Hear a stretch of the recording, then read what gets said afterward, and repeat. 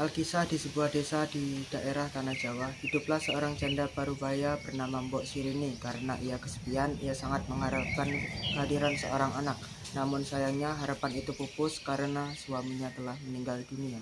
Tiap hari ia selalu berdoa agar bisa diberikan seorang anak untuk menemani hidupnya. Sampai suatu hari raksasa buto ijo yang kebetulan lewat mendengar doa Mbok Sirini. Suara yang menggelegar, raksasa itu bertanya, "Hai wanita tua, apakah kau sungguh-sungguh menginginkan seorang anak?"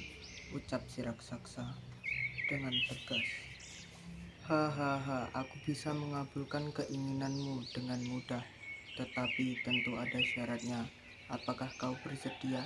tanya si raksasa. "Baiklah, aku bersedia," saut Mbok Sirini menjawab, walau hatinya takut melihat sosok raksasa yang besar dan seram.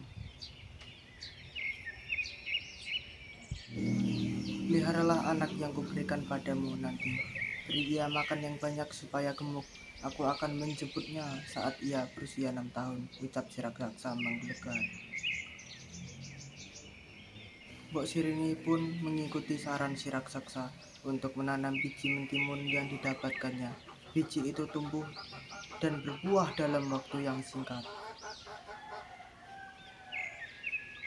Dalam beberapa hari saja, pohon mentimun tumbuh dengan buahnya yang sangat besar, siap untuk dipanen.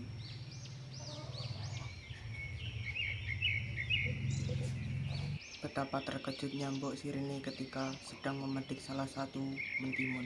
Di hadapannya terdapat bayi perempuan yang cantik. Bayi itu dinamai Timun Mas karena ia lahir dari mentimun yang berwarna keemasan. Mbok Sirini pun merawat Timun Mas dengan penuh kesayangan. Hingga saat Timun Emas berusia 6 tahun, raksasa kembali menagih janjinya untuk memakan gadis itu. Tak kehilangan akal, Mbok Sirini pun mencari cara untuk menyelamatkan Timun Emas agar tidak jadi santapan raksasa.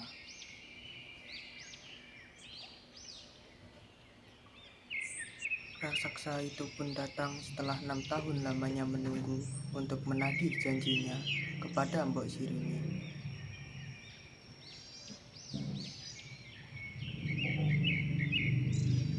"Sabar, aku akan menyerahkannya padamu. Tapi apakah kamu mau tubuhnya masih kecil dan kurus? Aku rasa ia belum cukup lezat untuk kau makan," kata Mbok Sirini. "Percayalah kepadaku, kembalilah 2 tahun lagi, aku jamin ia sudah gemuk," jawab si Mbok Sirini raksasa itu. Percaya kepada perkataan Mbok Sirini, 2 tahun bukanlah waktu yang lama, pikirnya. Mbok Sirini bermimpi bertemu dengan seorang petapa di gunung. Petapa itu menyuruh Timun Emas untuk menemuinya dan mengatakan bahwa ia akan menolong Timun Emas. Telah berhari-hari mendaki, Timun Emas akhirnya mencapai puncak gunung.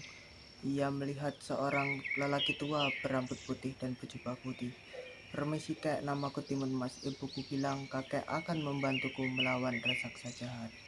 Ambillah 4 buah bungkusan kecil ini, lemparkan satu persatu ketika engkau melarikan diri," jawab Mbok Sirini itu dengan tegas.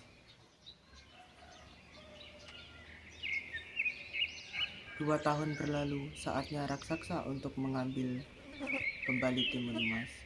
Dan lalu Timun Emas berlari semampu dia berlari.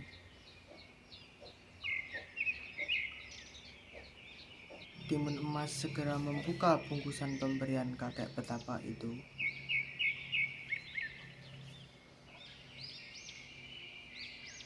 Bungkusan pertama ternyata berisi biji mentimun, lalu melemparkannya ke arah raksasa. Keajaiban pun terjadi.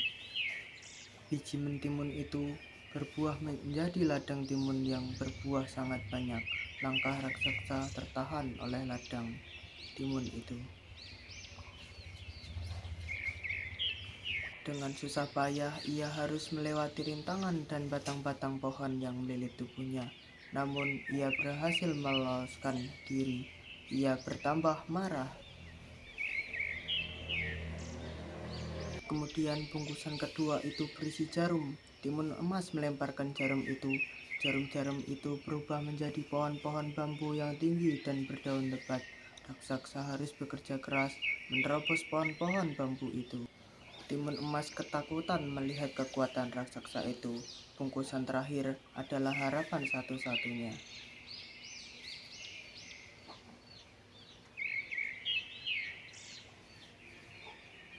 Sambil berdoa, Timun emas membuka bungkusan keempat.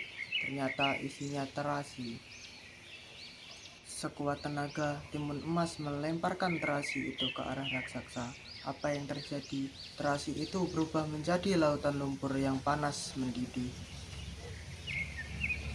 Raksasa yang berlari kencang tidak dapat menghentikan langkahnya. Ia pun terperosok ke dalam lumpur. Ia berteriak dan meronta. Namun semakin ia meronta, semakin dalam lumpur itu mengisap tubuhnya. Ia akhirnya tenggelam di dalam. Mbok Sirini yang terus menangis. Sepeninggal Timun emas sangat bahagia melihat kepulangan putrinya. Mereka berpelukan dan mengucap syukur pada Tuhan yang atas pertolongannya. Sejak saat itu, Mbok Sirini hidup bahagia bersama Timun emas. Terima kasih.